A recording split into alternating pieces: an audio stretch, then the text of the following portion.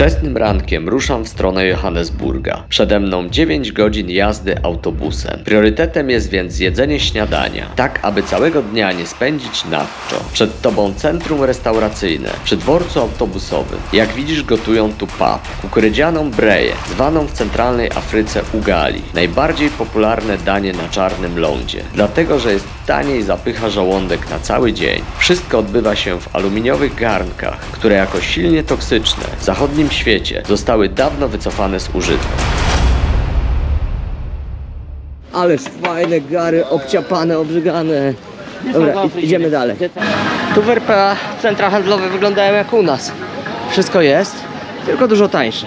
Idziemy teraz kupić jakieś jedzenie, bo tam na tym bazarze nie mieli mięsa, tylko tą taką papkę, a ja tego nie lubię. Siedzę sobie tutaj na murku z małymi murzynkami i jem moje mięso dobre. O! Muszę je dobrze gryźć. Twarde jak podeszwa.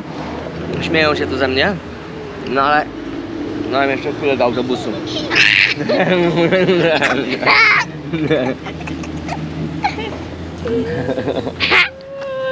No. Mały wali browara. Ja walę kolę, żeby nie było. No i jem to mięso. Tyle mi jeszcze zostało. To zjem na śniadanie, reszta na drogę. 9,5 godziny przede mną. W ogóle to nie wiem, czy jesteśmy w dobrym miejscu. Nic nie rozumieją. Pytam ludzi, nikt nic nie wie. Czeski film. Dojeżdżam do Johannesburga po 10 godzinach podróży.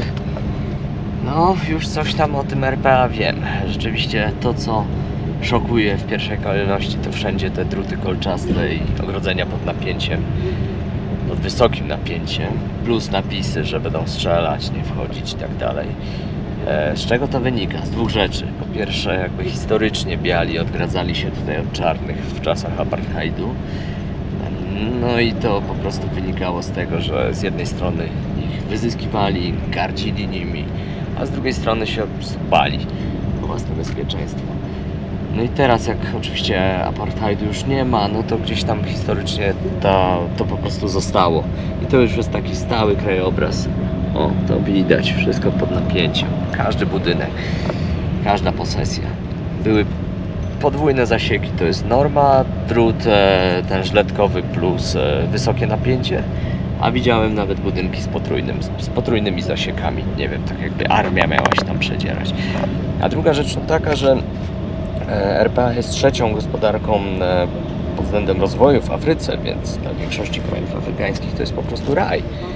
I tutaj ponajeżdżało całe mnóstwo ludzi z Afryki, bo łatwiej im się tutaj przedostać niż do Europy. I większość z nich nie ma pracy, więc albo kradnie, albo napada, albo żebrze, albo i ma się jakichś takich dziwnych, niezrozumiałych historii. Dziwny kraj. Jest bardzo dużo tutaj nowoczesnych budynków, jakichś salonów samochodowych. Widać, że jest straszne rozwarstwienie społeczne. Myślę, że z 10% ma pieniądze, może 5%. I to duże, a cała reszta po prostu biduje i to jest, kurde, strasznie się rzuca w oczy. No, z jednej strony ludzie, którzy chodzą w obdartych ciuchach głodni, jedzą śmieci dosłownie, a z drugiej strony po prostu jakieś wypasione fury, wypasione budynki i tak dalej. Więc w Lesotho było bardzo bezpiecznie, bardzo przyjaźnie, tam białych nie ma, nie było chyba tego apartheidu, nie wiem, nie czytałem.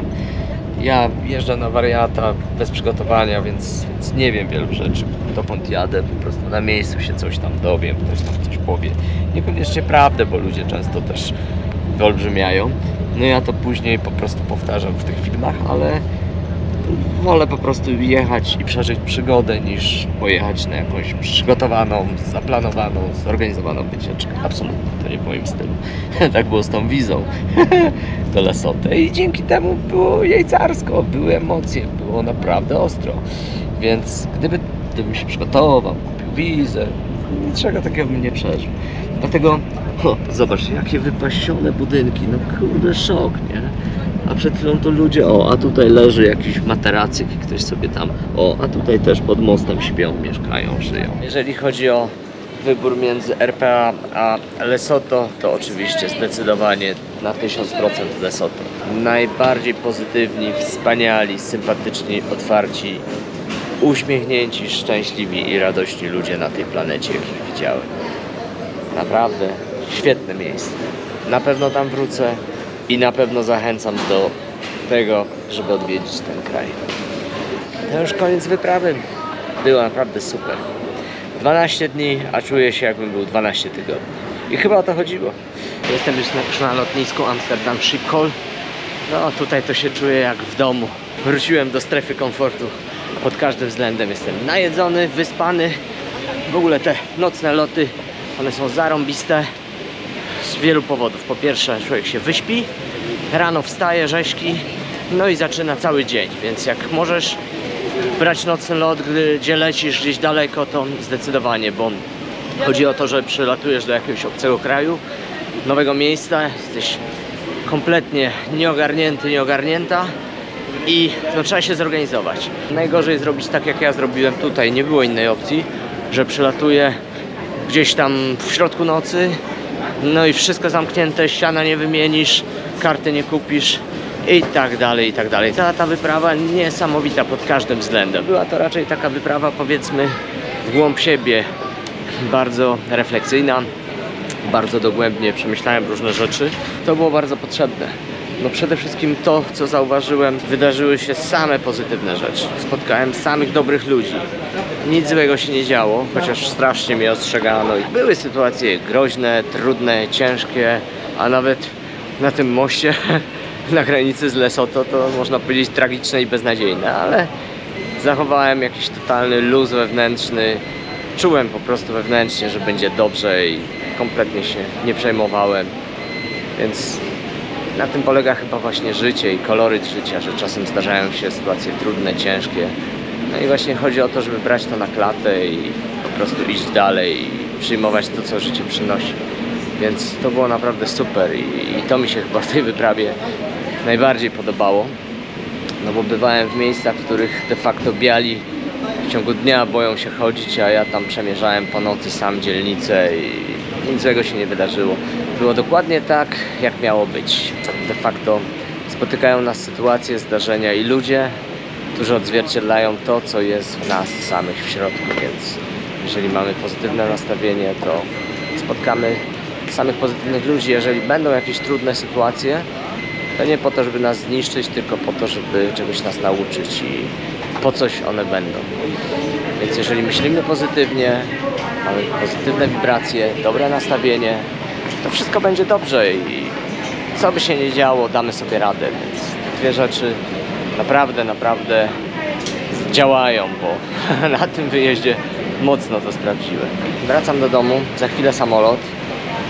No i co? Odpoczynek, leczenie ran, jakaś tam głębsza, dłuższa refleksja nad tym wszystkim, co się wydarzyło, bo to jest najważniejsze w tej podróży. Było naprawdę super. No i zapraszam Cię do następnych odcinków, z następnych wypraw, bo głowę mam pełną szalonych pomysłów. Przecież totalnie nic nas nie ogranicza, więc możemy lecieć wszędzie i robić wszystko. I zobaczymy, co z tego wyniknie.